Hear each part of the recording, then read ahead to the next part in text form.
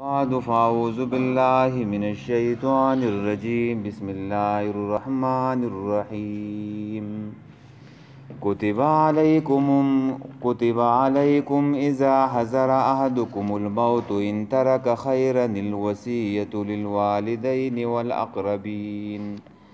والأقربين بالمعروف حقا على المتقين فمن بدله بعدما سمعه فإنما اسمه على الذين يبدلونه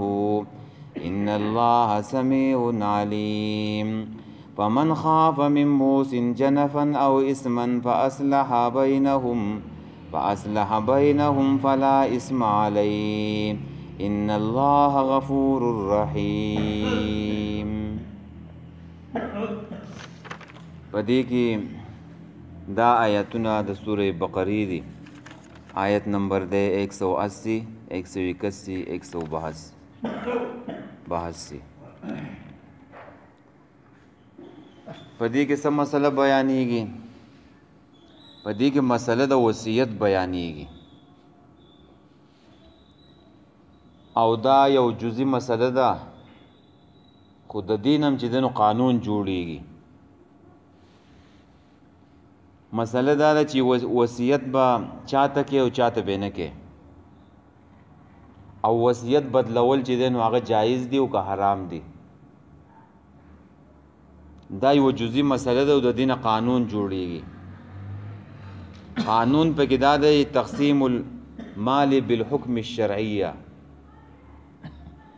چې د مسلمانانو په ملک دی مال د الله د حکم مطابق چې دنو هغه تقسیم شي، که میراثي که وصیتي که نور مالونه یو د الله د حکم مطابق دی هغه تقسیم کړی شي.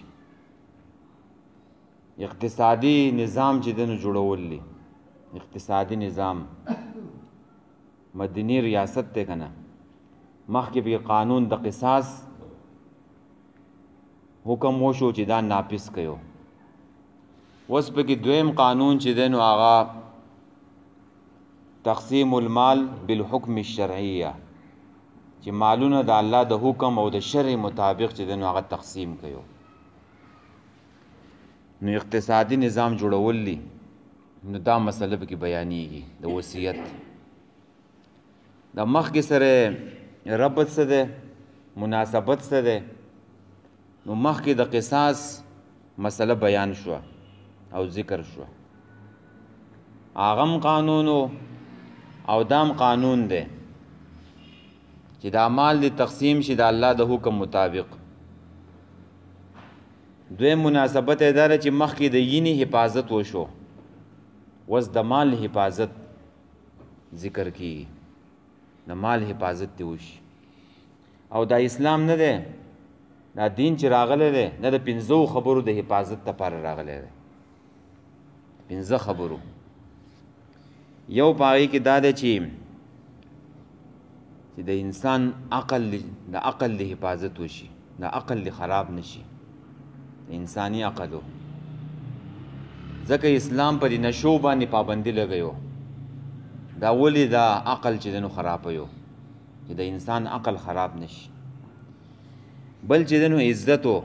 چې د انسان عزت چې دنو خراب نشي، پابندي لګیو. مسلمانانو ته بار بار حکم کی چې د یو بل عزت به نه خرابوي.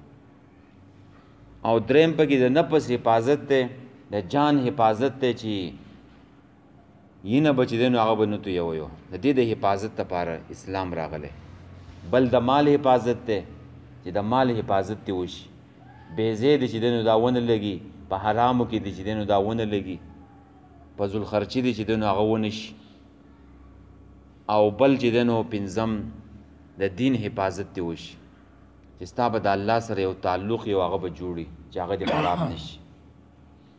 نو مخکې آیات کې تیر شوي آیات کې د وینې حفاظت وشو، وس الله تعالی د مال د حفاظت تذکره کوي چې د مال د حفاظت وشي. او دریم مناسبت د مخکې سره دا ده چې مخکې قصاص ذکر شو، یو سړی ځان قصاص ته پیش کيو، نو دا بوس قتل کیږي کنه. چې قصاص ته ځان څوک پیش اوس به قتل کیږي که نه نو چې قتل کیږي نو اوس به څه کوي وصیت به کوي که نه نو اوس یې پسې د وصیت مسله راوړه چې هلکه زه قصاص کېږم او نن چې دی نو مړ کېږم خو دا وصیت چې دی نو زما واورئ دا وصیت دی نو د مخکې سره چې دی نو دا مناسبت دی ښه نو په دې کې الله تعالی فرمایي چې کتبه پورېزه فرض کړی شوی دی علیکم په تاسو باندې اذا حضره کله چې حاضر شي احدکم الموت یو تن ته په تاسو کې مرګ نو چې مرګ حاضر شي نو بیا خو وصیت نشي کولی وی حاضره په معنی د قربه ده چې قریب شي د مرګ اثرات ای اسباب الموت هغه اسباب د مرګ چې دی نو هغه ورته رانږدې شي نو بیا به څه کوي وصیت به کوي ان ترک خیرا الوصیت که چېرته پرېښودی مال لره که چېرته پاتې شي او پرېږدي د دې نه مال خیر مال ته ویلی کېږي او هغې مال ته ویلی کېږي چې هغه ډېري په لږ مال کې به سړی څه وصیت وکړي په لږ مال کې وصیت نه کېږي خو چې مال یې ډېري او دویم پسې دا ده چې حلال یې ګورې ښه په حرامو کې څنګه وصیت کې په حلال مال کې به چې دی نو وصیت کې علي رضی الله تعالی عنہ ته تفسیر قرطبي لیکي یو سړي ورته ویل وایي زه وصیت کوم وایي مال دې څومره دی وایي 700 درهم وایي مه کوه وایي دا دې وارثانو ته پرېږده که نه دا مال قلیل دی دا ډیر مال نه دی او مقدار الله نه دی ښودلی چې په څومره مال کې چې دی نو وصیت پکار دی خو سلفو علماو ویل دي چې کم از کم د 3000 درهمونه چې دی نو هغه بره یو چې دی پکې خپل بچو ته هم پرېږدي او وصیت چې دی نو هغه هم پکې وکړي نو په ډېر مال کې چې دی نو وصیت پکار دی چې مال لګي نو بیا خو هغه خپل بچو ته پرېږده که نه او بل یو صحابي و نو هغې په ټول مال کې چې دی نو نبي علیه السلام ته ویل وایي زه وصیت کوم وایي نه وایي په درېیمه کې به وصیت کې په درېیمه کې څومره دی لکه 3 لکه روپۍ دي نو په دې 1 لاک کې به وصیت کې د 3 حصې نه زیات څوک وصیت نشي کولی وایي ته په ټول مال کې وصیت کې نو ستا د مرګ نه پس به دا بچي چې دی نو دا به سوال کوي دا بچي چې دی نو مالداره پرېږده داسې نه چې سبا به چې دی نو بچي به دې سوال کوي هغوی ته مال پرېږده او یو دا میراث پیژاندل پکار دی چې دا میراث نه دی دا ګوره د غریبانانو امداد نه دی ګوره میراث د غریبانانو امداد نه دی د غریبانانو امداد دپاره خو زکات او انفاق دی که نه صدقې دي او که دا فرض که د غریبانانو امداد وی نو الله بیا پکې داسې ویل وی چې کم زوی پکې د ټولو نه غریب دی نو د هغې دپاره دې څه ډېره شي داسې خو نه دی ویلي نو دا بیا څه شی دی دا انتقال دی انتقال د املاکو دی د ځمکو دی د گاړو دی د پیسو دی انتقال دی بچو ته او دا انتقال ولې کېږي که دا انتقال ونه شي نو دا مال هلاک کېږي او تباه کېږي دا بیا تباه کېږي خرابېږي نو چې بچو ته د دې انتقال وشي دا ګوره د غریبانانو امداد نه دی انتقال دی ته وایي او وصیت معنی څه ده الصدقه مضاف الی بعد الموت هغه صدقه او هغه مال چې د هغې وصیت کېږي پس د مرګ نه دې ته وصیت ویو نو د دې آیات په باره کې یو تفسیر دا دی اول چې دې نه ترجمه وکړو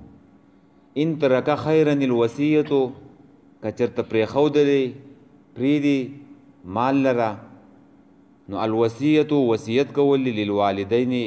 د پاره د مور او پلار والاقربین او د خپل خپلوانو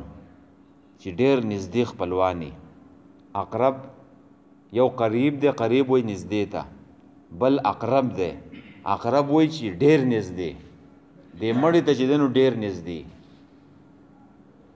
خلک وای اقربا پروری اقربا پروری غلط دی ها اقربا پروری بوه دې ری بزیر وې نه صحیح دی بالمعروف په خیسته طریقې سره بالعدل په عدل سره یعنی په انصاف سره حقا دا لازم دی علی المتقین په پرهیزګارانو باندې په متقیانو باندې د دې آیات مبارک یو تفسیر دا ده چې وهذا منسوخ بآیات الميراث وبحديث لا وصیت للوارث عبد الله ابن عباس او نور ګڼ مفسرین وایي چې دا آیات منسوخ ده په آیات د میراث سره او د نبی علیہ السلام په حدیث سره دا آیات سره منسوخ ده دا دس چلو چې کله د میراث احکام نو راغلي سورۃ النساء نو نازلو نو د اسلام په ابتدا کې الله تعالی د سړو له اختیار ورکړو د خلکو له اختیار ورکړو چې تاسو کې یو تن مړ کیږي نو هغه به وصیت کوي د مور او پلار د پاره او د خپل خپلوانو د پاره دا د سړی ته اختیارو کو خلک براو لګېدله مور او پلار به ایسته محروم کړله ټول مال به بچو له ورکو یا به چې دنو بچی محروم کړل او پردي سړی له به چې دنو مال وصیت وکړو نو الله تعالی دا اختیار بیا د سورۃ النساء په آیاتونو باندې انسانانو نو واغستو او الله تعالی یې سي په خپل مقرر کړی نو تفاسیر مفسرین وایي چې وصیت نشته ګوره نبی علیہ السلام وایي ان الله اعطى لكل ذي حق حقه الله تعالی هر حقدار لچ دنو حق ورکړی دی یې ورکړله فلا وصیت للوارث وصیت نشته د وارث لپاره کم خلک چې میراث وړي نو د هغې دپاره وصیت نشته لکه مور و پلار چې دی نو هغه میراث وړي که نه د هغوی دپاره یسي دي یا اتمه یې کله شپږمه یو د بچو دپاره چې دی نو هغه یسي دي نو اوس وصیت کول نشته آیات منسوخ دی په حدیث سره او د سورۃ النساء په آیات سره یوصیکم الله فی اولادکم للذکر مثل حظ الانثیین په دې آیات سره دغه ناسخ دی او دا منسوخ دی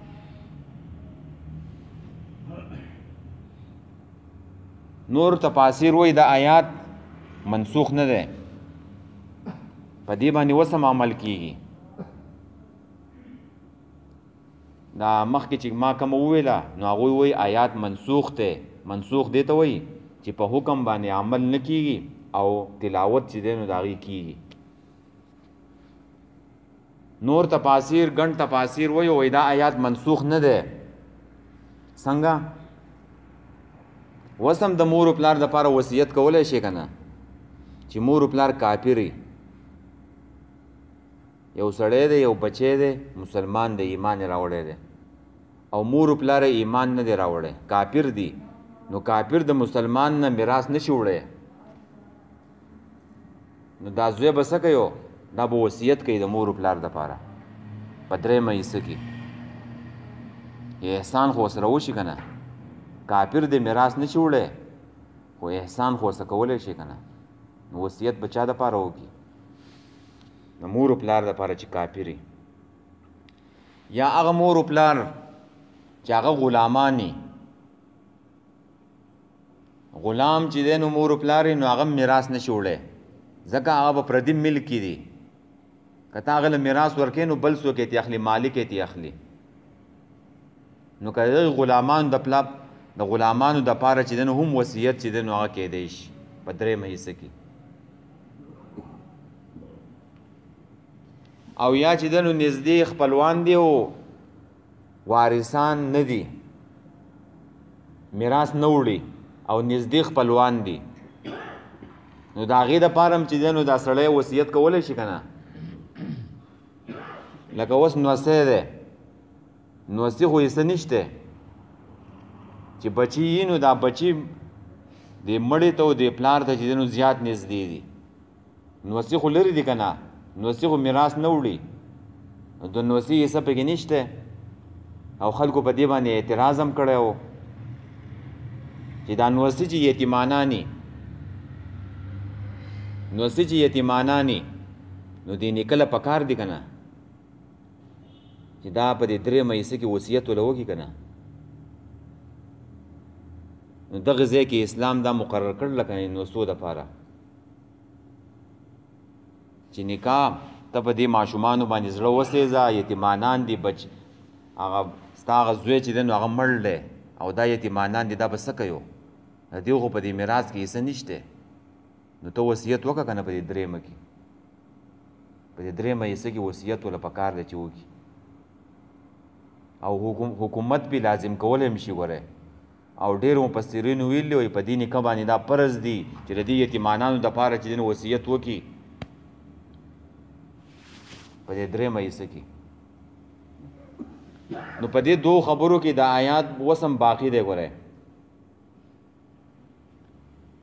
او چې د چا دپاره حصې مقرر دي نو په هغې کې منسوخ دی، چې د چا دپاره حصه نه مقررو یا مور پلار کافر دي نو په هغې کې په دې آیات باندې وسم عمل کیږي ګوره. دا دواړه خبرې چې دی نو تفاسیرو چې دی نو بیان کړلې. ښه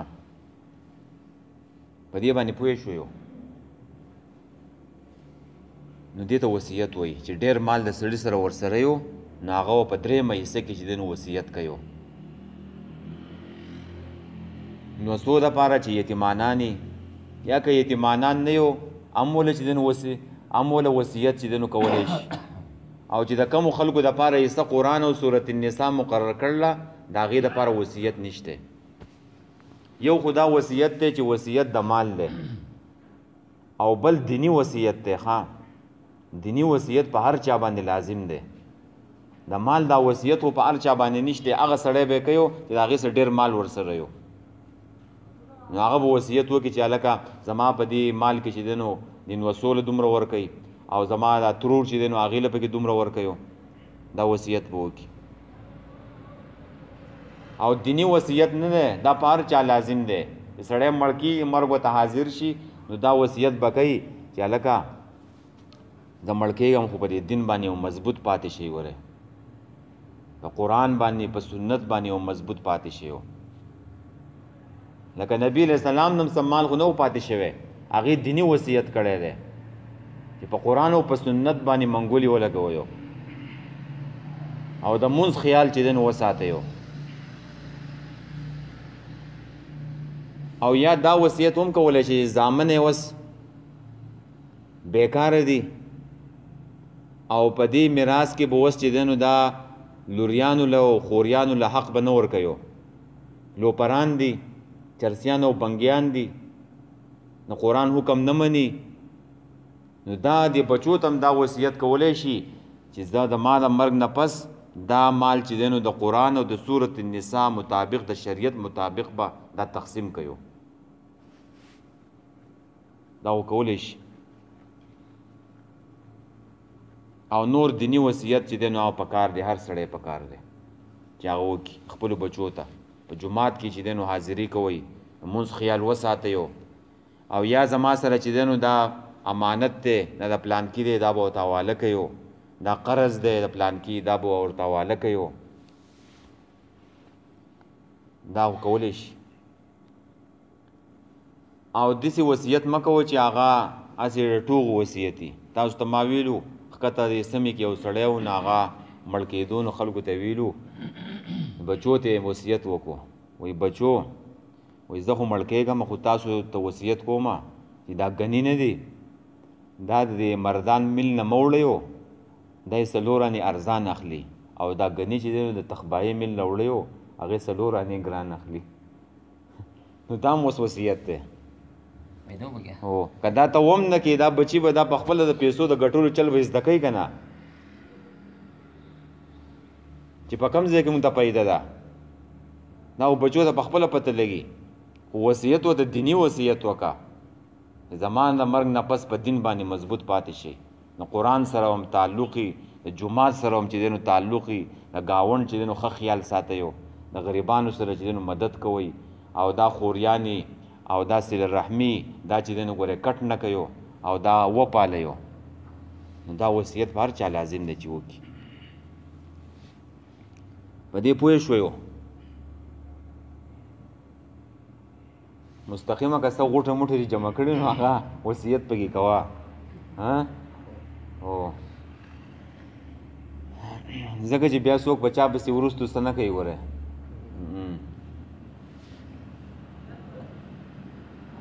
ها اوس دا وایي چې بدلول د دې وصیت په من بدله نو چا چې بدل کو بعد ما سمعه وروستو د هغې نه چې واورېدو او پویه پې شو نو په انما اسمه نو بېشکه ګناه د هغه علی الذین په هغه کسانو باندې یبدلونه چې بدلی هغه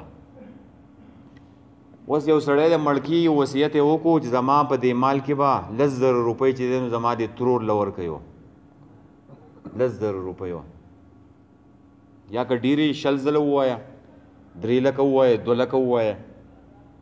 دا وصیت یې بچو ته وکړو بچي راولګېدله او ویله چې زموږ د دې پلار د وصیت نه زموږ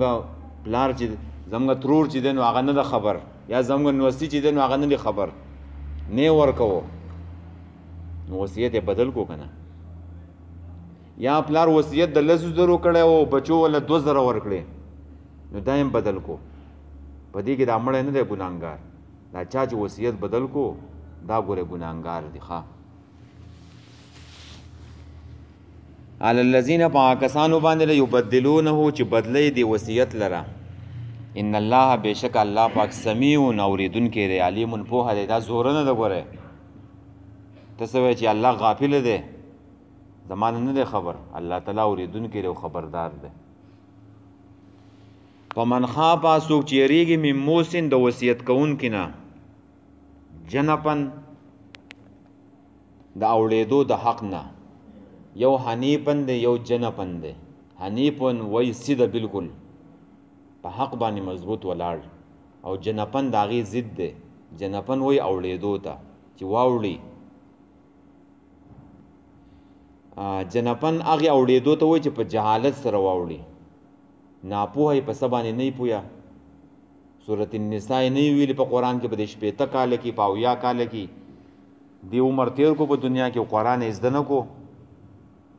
چې زه ماله وصیت کول څنګه پکار دی قرآن خو راغلی د دې دپاره دی چې دا موږ یې زده کو میلا عن الحق خطأ تفسیر جلالین وایي چې واوړي میلن جنپن وایي مایل کېدو ته د حق نه په خطا سره په جهالت سره په ناپوهۍ سره او اسمن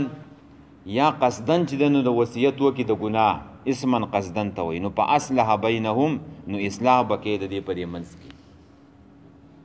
اوس یو سړی مړ کېږي او هغې چې دی نو وصیت د ګناه وکړو نو دا هغه وصیت مخکې چې کوم وشو هغه نه بدلی که هغه دې بدل کو په تا باندې ګناه دی وز بعضې وصیتونه قرآن وایي بدلولی شي استثنا ده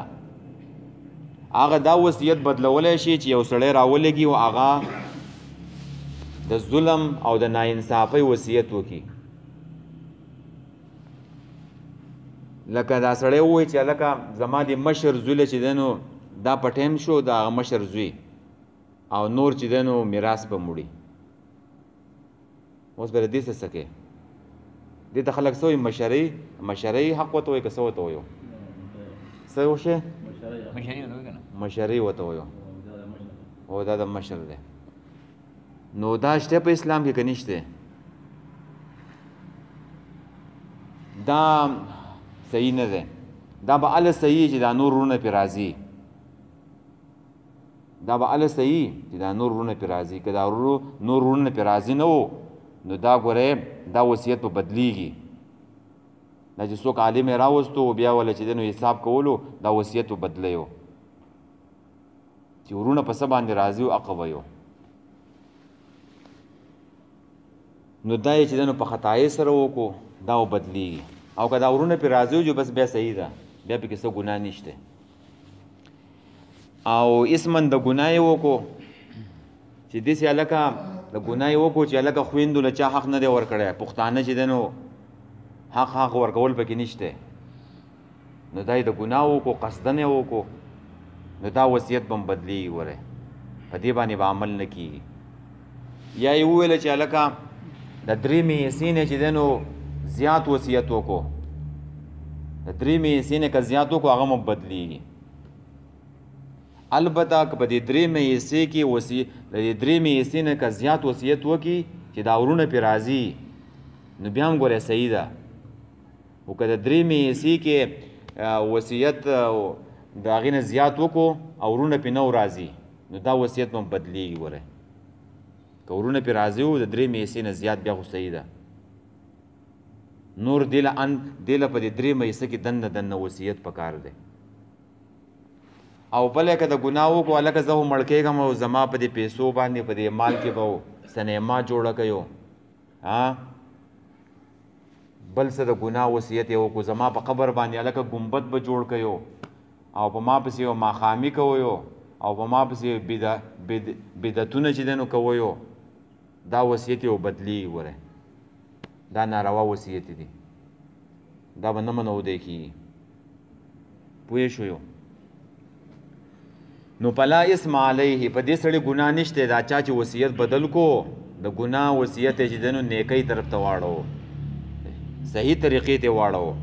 ان الله بېشک الله پاک غفور بخونکی دی رحیم مهربان دی او د اصلاح د دې په اصلح بینهم دا اصلاح چې راولي د دې دوه ټیمونه دي یو ټیم یې دا دی دا سړی ژوندی دی وصیت یې وکړو نو په دغه ټیم کې دې سړي ته ووایي چې دا وصیت دې خطا کړی دی او دا به یې بدل کړو او دویم ټیم یې دا دی چې دا سړی کله مړ شي پس د مرګه بیا چې دی نو دا وصیت چې دی نو بعد وفاته پس د وفات نه دا وصیت چې دی نو دا بدل شي د الله د حکم خلاف چې کوم وصیت و هغه بدلیږي د شریعت مطابق چې کوم خلاف و هغه بدلیږي او یا د درېمې حصې نه زیات و نو هغه هم بدلول پکاري بس دی جی دا منسوخ دی نو بیا به د دې تفصیلات حصې د وصیت چې کوم دی هغه به په دغه کې صورت النساء کې به راځي بیا ښه جي کتبه فرض کړی شوی دی علیکم په تاسو باندې اذا حضر احدکم الموت کله چې حاضر شي یو تن په تاسو کې هغې ته مرګ اسباب د مرګ حاضر شي ان ترکا خیرا الوصیتو که چېرته پرېښودی مال لره نو الوصیت وصیت کول للوالدین دپاره د مور پلار والاقربین او د خپلو خپلوانو بالمعروف په انصاف سره او په عدل سره او په ښایسته طریقې سره حقا دا لازم دی فرض دی علی المتقین په متقیانو باندې په هغه وخت کې دا فرض و کله چې صورت النساء احکام نو راغلي فمن بدله چا چې بدل کو بعد ما سمعه دا وصیت پس د اورېدو د هغې نه او پوهه شو په هغې باندې نو په انما اسمه یقینا ګناه د هغه علی الذین کسانو باندې دی یبدلونه چې بدلی دی وصیت لره ان الله بېشک الله پاک سمیع اورېدونکی دی علیم ښه پوهه دی فمن خافا څوک چې یریږي من موسن د وصیت کوونکي نه جنفن په خطا سره او په جهالت سره او اسمن او یا قصدن په ګناه سره نو په اصلح بینهم نو اصلاح به وکړي په منځ د دیو کې په دې کې به اصلاح راولي فلا اسم علیه نو په دې باندې ګناه نشته دا چا چې بدل کو او شریعت مطابق یې کو نو په دې ګناه نشته ان الله بېشکه الله پاک غفور بخونکی دی رحیم مهربان دی وایي